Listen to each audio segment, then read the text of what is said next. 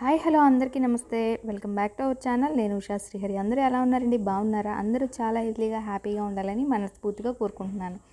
ఈరోజు వచ్చేసి మన వీడియోలో నేను ఎంతో సింపుల్గా చికెన్ పకోడీ అయితే చేశానన్నమాట. బయట మనకి బండి మీద దొరికే పకోడీ కన్నా మన ఇంట్లో చేసుకున్నది హెల్తీగా, అలాగే రుచి కూడా చాలా బాగుంటుందన్నమాట. సో నేనైతే కేజీ చికెన్ తెచ్చాను. కొంచెం కర్రీ చేసి మిగిలిన దాన్ని అయితే కొంచెం లెగ్ పీసెస్, కొన్ని పీసెస్ అయితే పక్కన పెట్టుకున్నాను అనమాట. దాంట్లో కొద్దిగా ఉప్పు, అలాగే 2 టేబుల్ స్పూన్ల వరకు కారం కూడా వేస్తున్నాను అనమాట. కారం అనేది మన స్పైసీకి తగినట్టు వేసుకోవచ్చు. నెక్స్ట్ వచ్చేసి కొంచెం ధనియా పౌడరు, అలాగే కొంచెం అల్లం వెల్లుల్లి పేస్ట్, నెక్స్ట్ వచ్చేసి కొద్దిగా పసుపు, ఇప్పుడు 3 టేబుల్ స్పూన్ల వరకు కార్న్ఫ్లోరు, అలాగే 3 టేబుల్ స్పూన్ల వరకు మైదాని వేస్తున్నాను అనమాట. ఇవి రెండు కాకుండా వీటి ప్లేస్లో శనగపిండి, వరిపిండిని కూడా మనం సేమ్ క్వాంటిటీస్తో యూస్ చేసుకోవచ్చు. ఇవి వేసిన తర్వాత కొద్దిగా గరం మసాలా వేస్తున్నాను అనమాట. గరం మసాలా వేసి కొంచెం ఫుడ్ కలరు, నెక్స్ట్ ఒక నిమ్మకాయ చెక్కని పిండేసుకుంటున్నాను.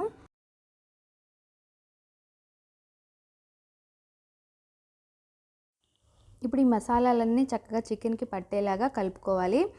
మరి ఈ కొంచెం గట్టిగా ఉందనుకుంటే ఒక చుక్క నీళ్లు వేసుకొని మంచి కన్సిస్టెన్సీ వచ్చేదాకా వేసుకోవాలన్నమాట. మరి ఎక్కువ వాటర్ మాత్రం వేయకూడదు, ఎందుకంటే మ్యారినేట్ అయిన తర్వాత మనకి కొంచెము వాటర్ అనేది ఊరుతుందనమాట. సో ఒక గంట తర్వాత అయితే నేను చూస్తున్నాను అనమాట. చక్కగా నానిపోయింది చికెను మసాలాలతో. ఇప్పుడు బాగా కాగిన తర్వాత నూనెని ఫస్ట్ అయితే లెగ్ పీసెస్ మధ్యలో వేసాను అనమాట. కొంచెం ఫ్లెష్ ఎక్కువ ఉంటుంది కదా, బాగా ఫ్రై అవ్వడానికి. నార్మల్గా చికెన్ పకోడీలు అయితే లెగ్ పీసెస్ వేరు, నార్మల్ చిన్న పీసెస్ వేస్తారు. నేను పిల్లల కోసం అని చెప్పేస్తే లెగ్ పీసెస్ ఉంచాను అనమాట. సో అవైతే ఫ్రై చేస్తున్నాను. ఇంకా ఇది కొంచెం మీడియం ఫ్లేమ్లో పెట్టుకొని ఒకవైపు ఫ్రై అయిన తర్వాత అప్పుడు మనం రెండో సైడ్కి తిప్పేసుకోవాలన్నమాట. వెంటనే గడ్డ పెట్టి కదిపితే మసాలా అంతా ఊడిపోతుంది.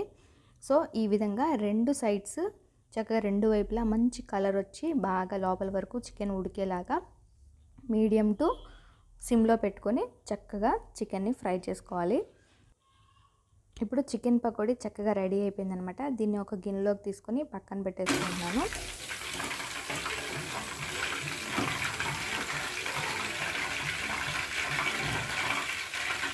ఇప్పుడు ఇదే నూనెలో 5-6 పచ్చిమిరపకాయలు కట్ చేసుకొని, అలాగే కొంచెం కరివేపాకును కూడా వేసుకొని కాస్త నూనెలో ఫ్రై చేసుకుంటున్నాను అనమాట. పచ్చిమిరపకాయలు తగులుతూ చికెన్ పకోడీ చాలా రుచిగా ఉంటుంది. అలాగే కరివేపాకు మంచి స్మెల్ వస్తుందన్నమాట పకోడీకి, అలాగే టేస్ట్ కూడా యాడ్ అవుతుంది.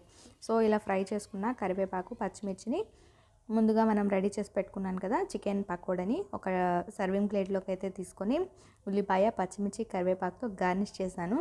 సో పకోడీలు ఫస్ట్ పెట్టుకుని తర్వాత ఫ్రై చేసుకున్న పచ్చిమిర్చి అలాగే కరివేపాకును పైన వేసేస్తున్నాను.